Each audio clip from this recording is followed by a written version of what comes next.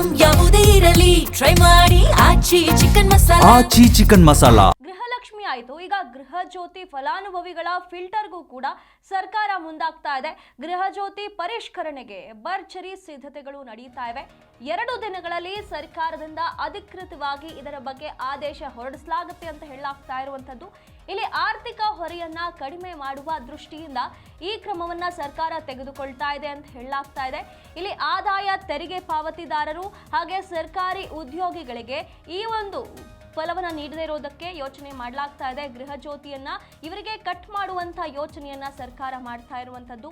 Aadhaar, KYC ಹಾಗೆ mobile number ಪರಿಶೀಲನೆ, ಈ ಎಲ್ಲ ಕ್ರಮಗಳನ್ನ ಈಗ ಕೈಗೊಳ್ಳಲಾಗುತ್ತೆ. ಈ ಎಲ್ಲದರ ಮೂಲಕ ಇಲ್ಲಿ ಯಾರಿಗೆಲ್ಲ ಗೃಹ ಜ್ಯೋತಿ ಹೋಗಬಾರ್ದು, ಈ ಫಲವನ್ನ ಯಾರೆಲ್ಲ ಪಡೆದುಕೊಳ್ಳಬಾರ್ದು ಅಂತ ಹೇಳಿ ಫಿಲ್ಟರ್ ಅನ್ನ ಮಾಡೋದಕ್ಕೆ ಸರ್ಕಾರ ಮುಂದಾಗಿರುವಂತದ್ದು.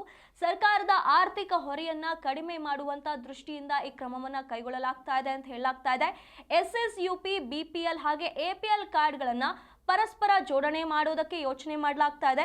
ಈ ಮೂಲಕ ಅನರ್ಹ ಫಲಾನುಭವಿಗಳನ್ನ ಫಿಲ್ಟರ್ ಮಾಡೋದಕ್ಕೆ ಸರ್ಕಾರ ಮುಂದಾಗಿರುವಂತದ್ದು. 1.70 ಕೋಟಿ ಕುಟುಂಬಗಳು ಈಗ ಗೃಹ ಜ್ಯೋತಿಯ ಫಲಾನುಭವಿಗಳಾಗಿರುವಂತದ್ದು.